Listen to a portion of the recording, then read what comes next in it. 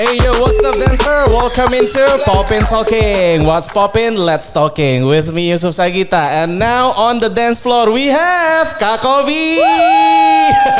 Hai. Yeay, akhirnya nih ya, nih setelah kesibukan yang berkepanjangan dan saling ngeliatnya dari sosial media nih akhirnya ketemu langsung, bisa ngobrol langsung nih ya.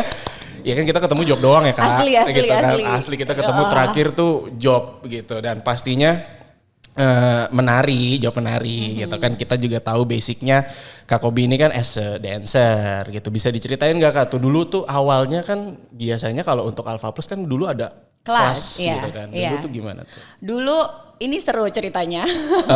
Jadi awal lulus SMA nemenin teman-teman gua. Ini boleh gue lo kan? Cuek boleh lah, okay. Cuek aja di sini mah. Oke. Ya ya nggak bro. Tegang guys. Yeah. Nemenin teman-teman SMA gue, les ceritanya nih. Oh, les. Modern dance. Terus udah masuk, terus gue tuh dulu basket banget kayak Asik. Kayak abas gitu ya. Ya kan? Malu banget deh tuh yang namanya menari tuh kayak apaan asli. sih ini nari, ngapain sih anak-anak pada ikutan les ginian gitu. Bener. Terus udah gue temenin pulang latihan basket, terus gue jemput teman-teman gue. Itu gue tau gak gue ngapain? Ngerekam mereka. Gue rekamin. Oh kameramen. Iya, ini merekam.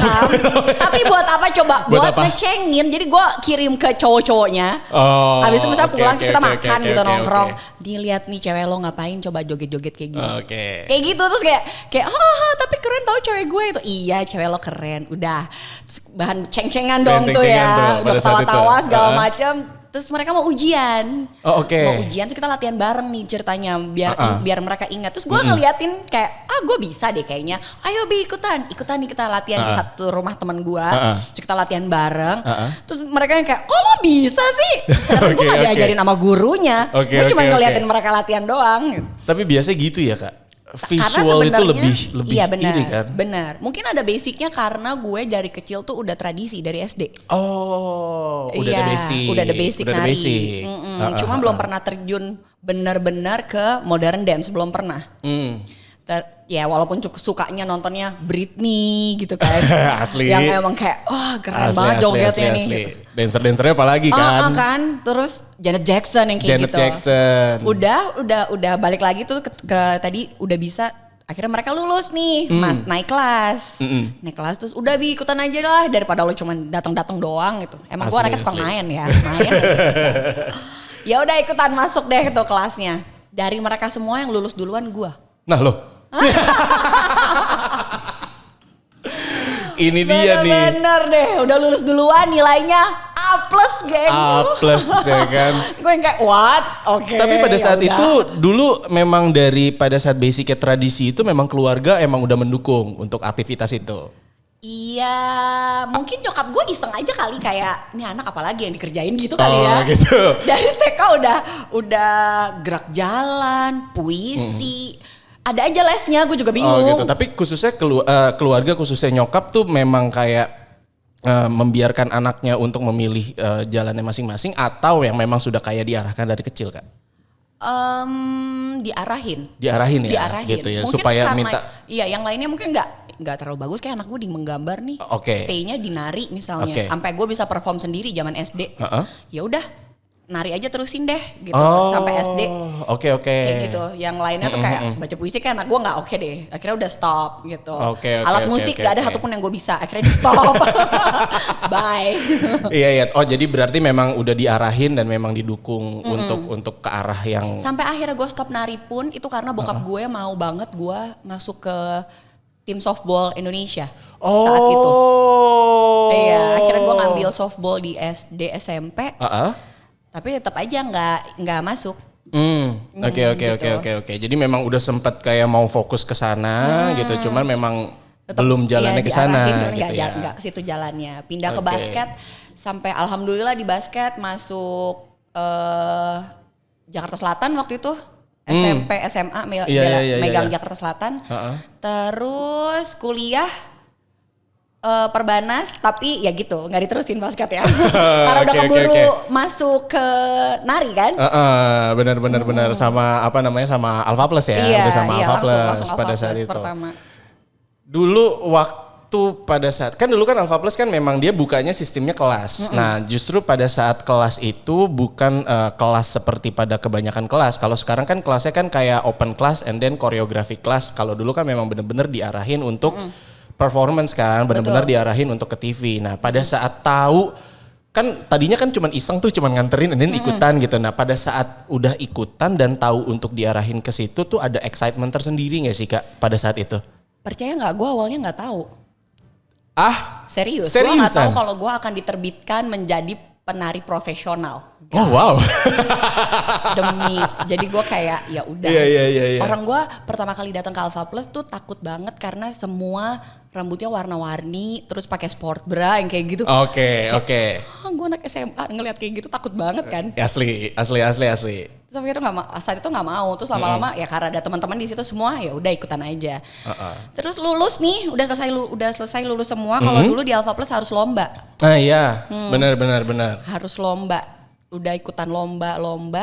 Show pertama kali gua Titi DJ konser itu juga Mami ya tanpa ujian ya Mbak Titi. Tanpa ujian karena gue lagi latihan lomba, terus Mbak Titinya datang mau latihan di studio. Iya. Terus dia tanya, ini anak kenapa nggak ada di konser gue? Bener. Terus gue kayak, nggak mungkin gue dong, bukan gue dong yang dia tunjuk. Tiba-tiba dipanggil lah, ini namanya Kobi kata Karin. Terus tapi nggak mungkin karena dia baru banget lulus, ini aja lagi lomba-lomba. Kayak gitu. Kenapa nggak mungkin?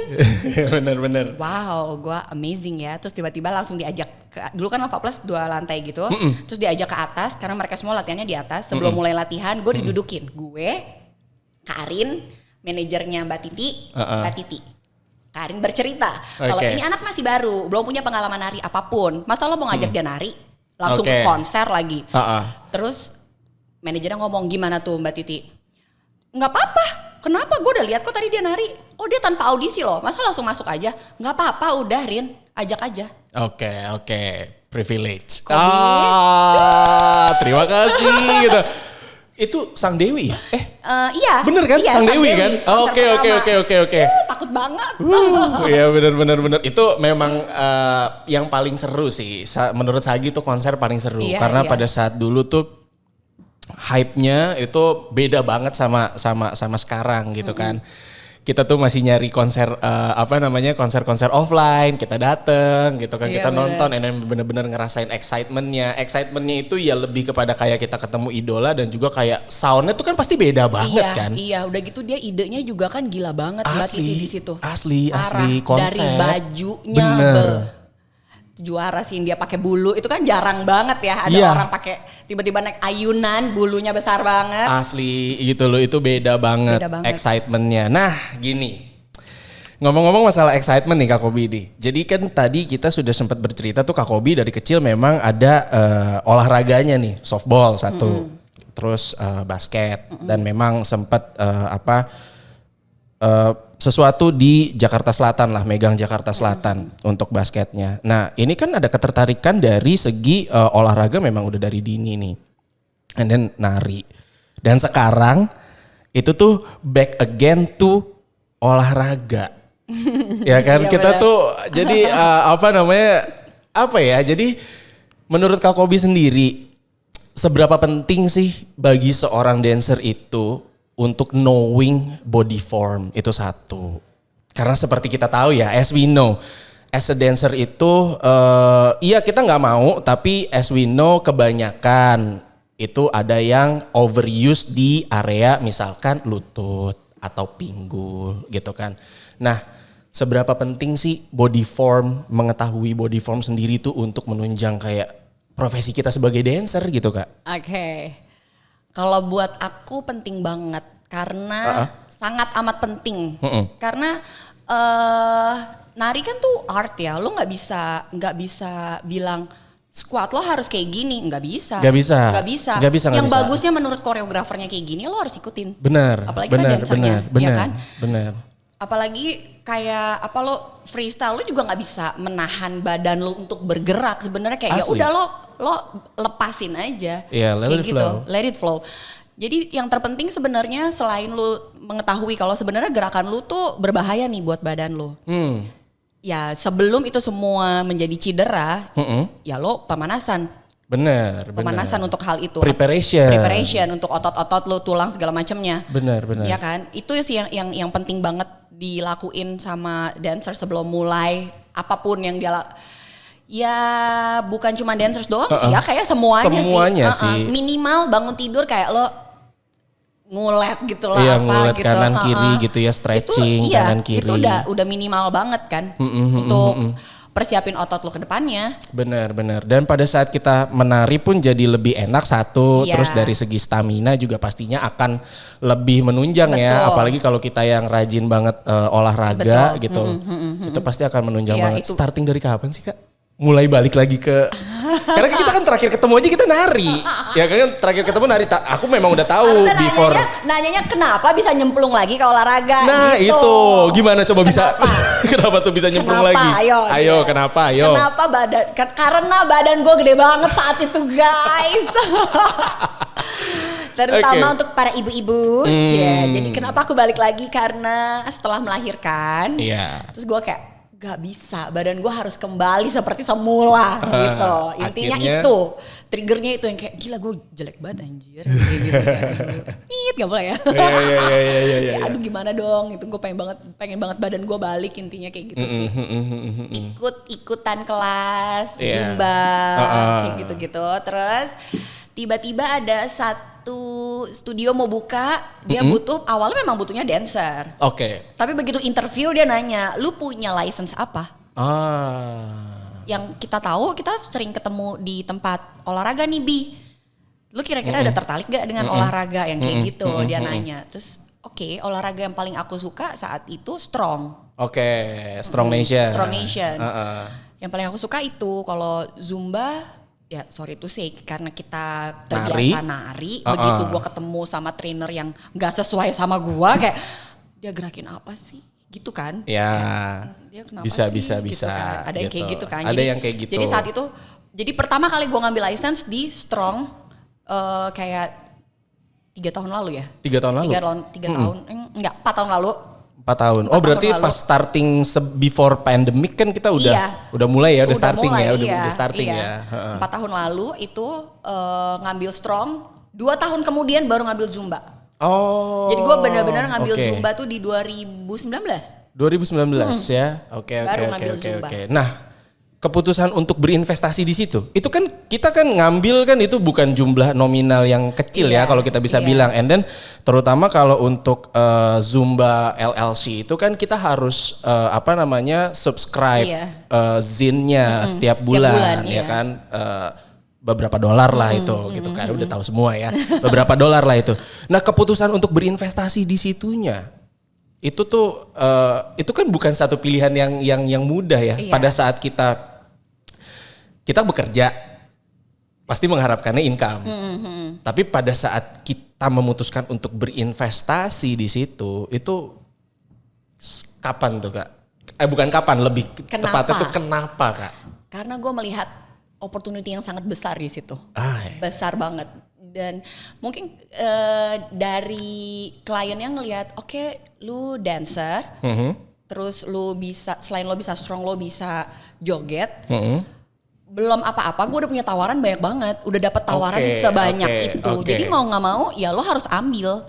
Ya dong, daripada gue kehilangan. Bener. Ya kan?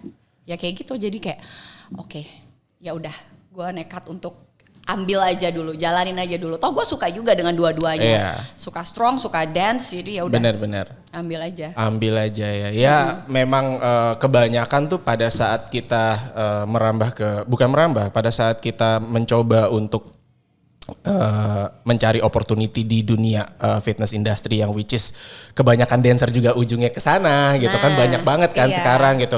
Nah, itu adalah bukan pilihan yang buruk ya, bukan pilihan. Betul. Justru itu membantu kita untuk ke depannya gitu kan. banget sih kalau kata aku. Asli. Apalagi kalau untuk big event yang memang benar-benar bawa brand yang besar banget. Iya, boleh bawain strong asal lu punya license dan memang lu capable untuk ngajar, bener gak sih? Betul, setuju banget. Kela. Jadi jangan main-main guys, ini sangat cuan.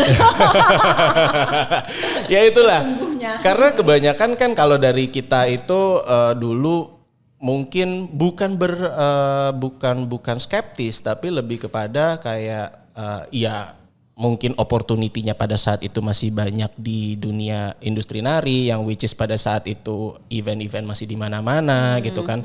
Tapi di satu sisi juga kan bergerak nih, di satu sisi kan roda pasti berputar gitu. Nah pada saat dia sudah mulai kita katakanlah sudah memulai duluan di fitness industry, punya ini nggak sih Kak, punya sesuatu yang mungkin bisa disampaikan ke teman-teman semua tuh, big picture-nya about the future fitness industry menurut Kak Kobi itu seperti apa? Oke. Gitu.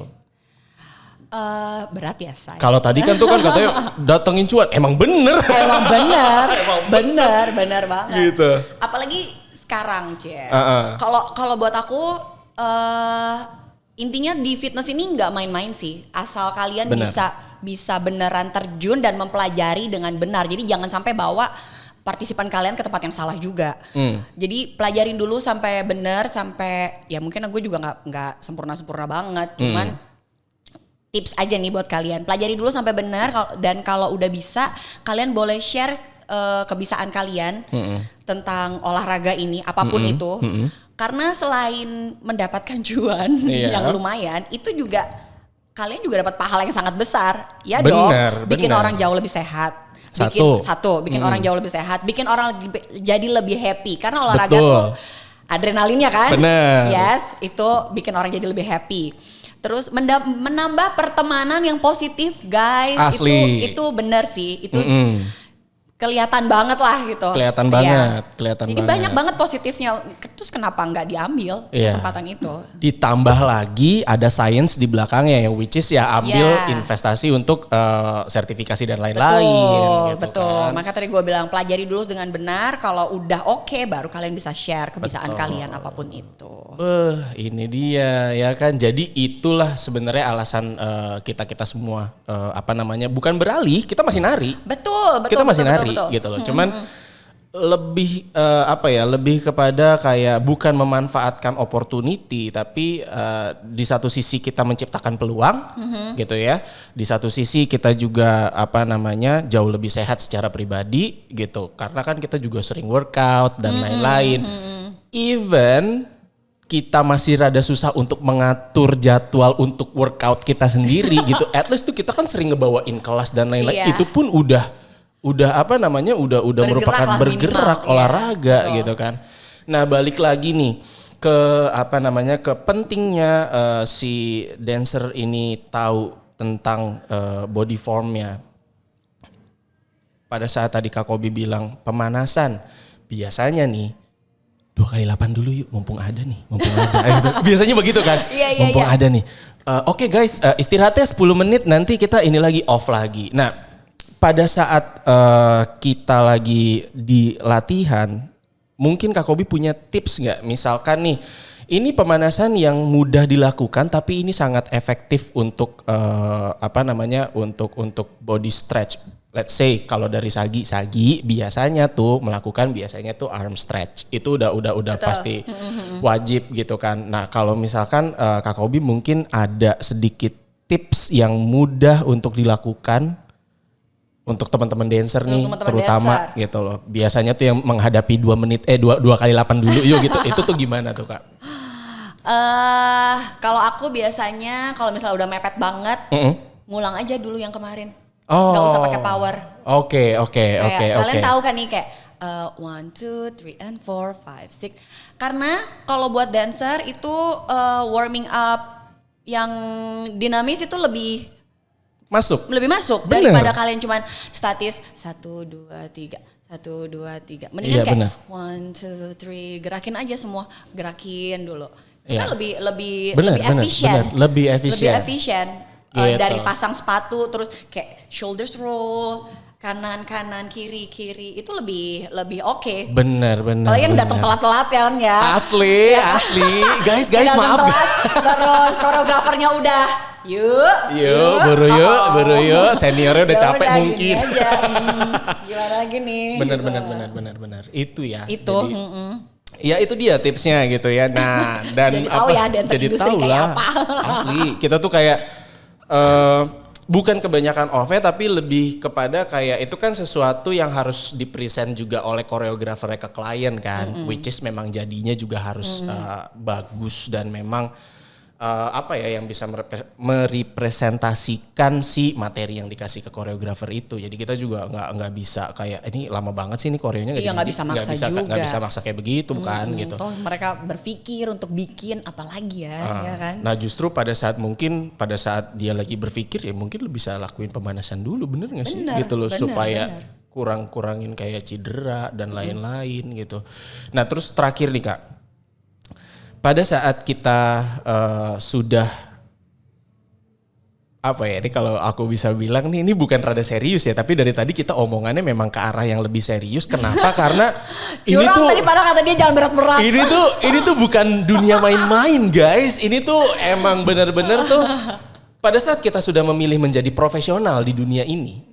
Let's say kita kan udah profesional duluan di dunia nari nih. Nah sekarang kita ke dunia fitness, nah kita juga memilih untuk menjadi profesional di situ dengan berinvestasi yang lain.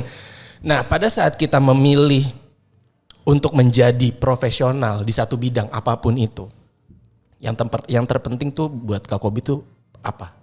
1, 2, 3 atau mungkin Kak Kobi sendiri punya kayak apa nih gitu? Menjadi profesional selain investasi diri dengan ilmu yang kamu punya. Benar. Investasi diri dengan attitude yang baik. Nggak salah, itu benar 100%. Supaya kamu bisa punya banyak peluang. Peluang itu yang dicari. Iya kan? Benar. Ya nggak mau dong lo kerja sama orang yang judes banget. Iya. Kan nggak mungkin. Ya walaupun kita pernah merasakan. Iya, betul. Dan terpaksa ada di situ. Iya benar. Oh my God, dia galak sekali. Iya justru kan dengan kondisi seperti itu bagaimana cara kita untuk kayak mengatasi kondisi seperti itu supaya jadi kondusif dan enak. Betul. Bener gak sih? Nah, Dong kita anaknya happy-happy aja bener. ya. Happy coy. Ya udah deh. Semoga gak dimarahin yang kayak gitu. Iya, and then habis itu terus ada lagi nggak? Apa lagi ya? Ya itu aja sih kayaknya yang paling penting. Bener, yang paling penting ya investasi untuk diri sendiri, and then attitude, terus ketiga tadi disiplin kali ya, disiplin dalam hal peluang, apapun. Iya. Disiplin dan memanfaatkan peluang seperti saya. Ya tapi nggak dipungkiri karena memang benar itu adanya gitu kan, karena kita semua sekarang based on peluang ya gitu loh. Semua juga pekerjaan, semua profesi, dan apalagi terutama kita yang bergerak di bidang jasa kan, kita jasa nih. Ya adalah peluang yang memang benar-benar dicari kan. Kak Kobi, last but not least, kita pasti akan sharing-sharing lagi, tapi kita tuh punya hashtag nih, Dance Icon tuh punya hashtag Because I Dance. Okay. Because I Dance ini adalah gitu. Kita jabarin ini berdasarkan rumus. Padahal dia udah kasih tau gue berkali-kali guys, tapi sampai sekarang otak gue masih kosong, gue mesti ngomong apa ya nanti. Ya gitu. Because I Dance adalah apa sih yang Kak Kobi dapat dari Kak Kobi menari? Karena pada saat kita menari tadi, satu, stress release, ya kan. Mungkin ada orang yang mungkin bisa menemukan jati dirinya pada saat dia menari, atau orang yang mungkin menemukan kesenangan tersendiri yang cuma bisa dia dapatkan dengan menari, atau bahkan bisa keluar negeri karena menari kan, siapa tahu banyak banget loh. Betul. Ya kan ya, gitu. benar. Jadi Because I Dance menurut versi Kak Kobi ini apa Kak? Because I Dance. Disiplin waktu. Satu. Itu yang paling penting sih, disiplin waktu. Kayak lo gak bisa menyanyiakan 1x8 lo nih. Karena koreo lo 1x8 doang misalnya. Asli. Atau lo blocking lo cuma 1x8. Lo gak bisa sia-siain. Benar. Itu sih yang bikin disiplin waktu tuh banyak banget di nari. Dari dapat klien yang gak boleh telat 1 menit pun. Dapat koreografer yang lo gak boleh telat 1 menit. Jadi setengah jam sebelum kelasnya lo udah harus hadir. Asli. Atau ganti baju. cuma jeda iklan. 1,5 menit. Aduh. Ganti baju dari head to toe gimana coba. Cuman dinari lo bisa kayak bener, gitu. kemarin kita kan. Kita ganti baju buru-buru ya kan, entah di mana itu terbang. Ya Gi, kan? itu tadi kos kaki di mana Gi? Enggak tahu, saya tahu di mana, itu di belakang panggung gelap. Disiplin waktu. Disiplin waktu sih yang paling penting.